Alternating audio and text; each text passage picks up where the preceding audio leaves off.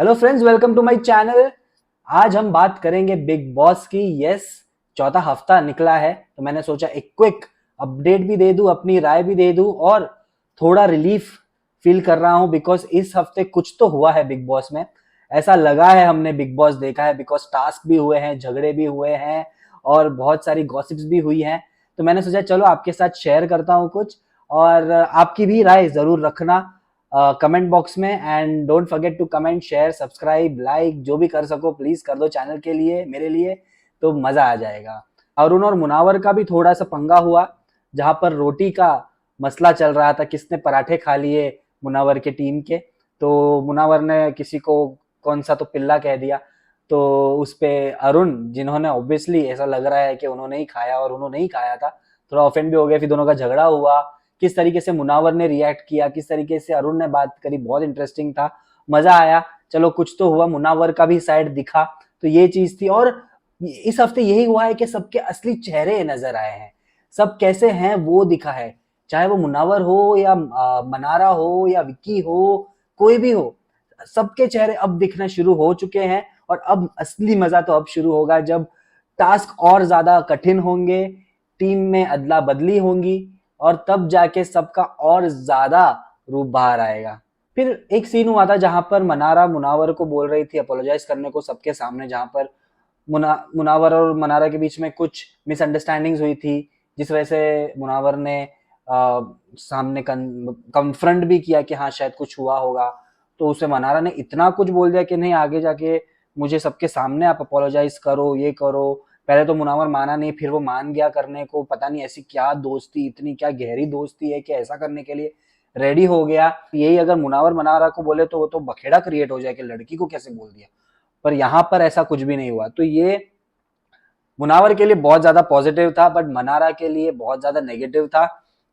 And मुझे ऐसा लग रहा है मनारा, जिस तरह से मैंने आपको कहा कि सबके असली चेहरे दिख रहे हैं, मनारा का भी असली चेहरा दिख रहा है। वो कोई स्वीट सी बंदी नहीं है, वो बेसिकली सिर्फ शुरू शुरू में स्वीट बनने की कोशिश कर रही थी बिकॉज नए नए लोग थे, तो वो थोड़ा स्वीट बन रही थी। पर अब उनका असली चेहरा नजर आने लगा है, जहां पर उनको हर एक चीज से इफेक्ट हो रहा है, उनका ईगो हर्ट हो रहा है। इस हफ्ते भी जैसे उनको नॉमिनेट किया जिग्ना और रिंकू ने, तो उनको अच्छा नहीं लगा, जैसे पहले अंकिता के टाइम अच्छा नहीं लगा था। वो उनका एक नॉर्मल पैटर्न चल रहा है, ईगो हर्ट बहुत जल्दी हो जाता है। तो मनारा का जो ये चेहरा है, ये असली चेहरा है, जहां पर वो ऑफेंड हो जाती है चीजों से, और वो दिखने लगा है। तब से वो थोड़ा सा मुझे डाउन लगने लगी है।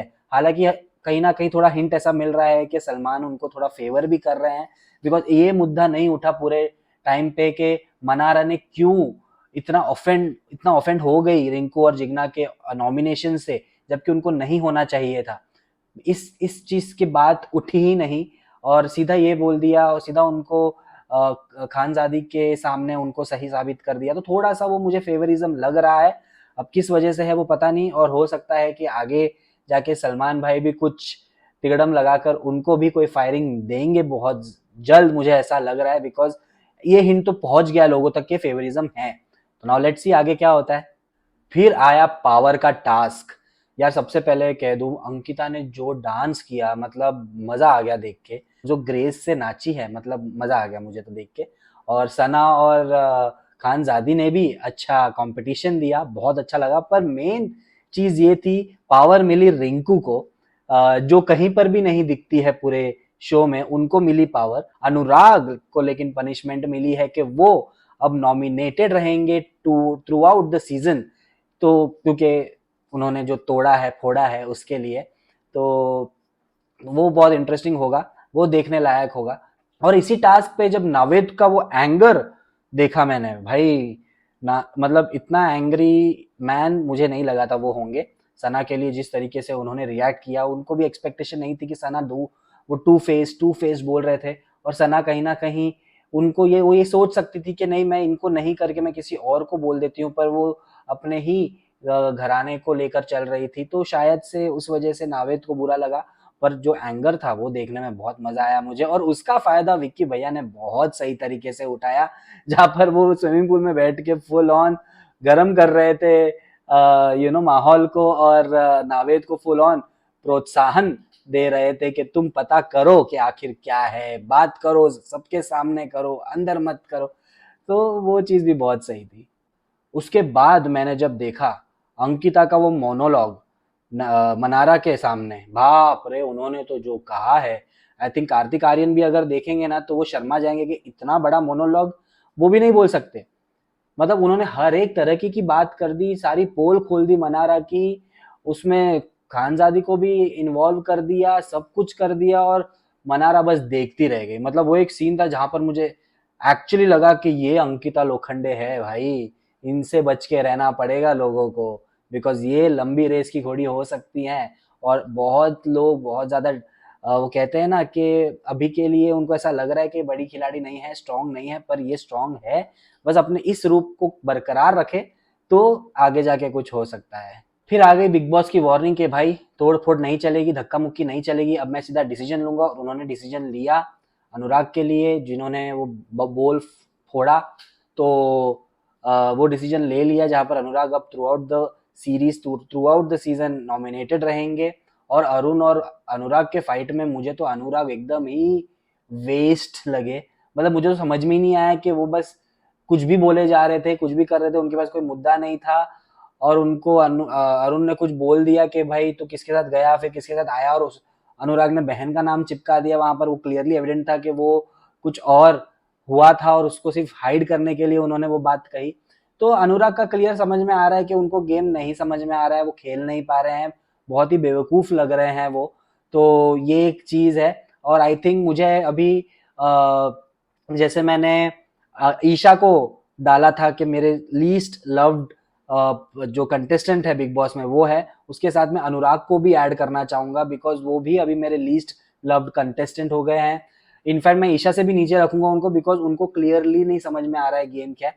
ईशा तो फिर भी थोड़ा बहुत दिख जाती है, थोड़ी क्यूट दिखती है, तो उस हिसाब से अच्छा भी लगता है।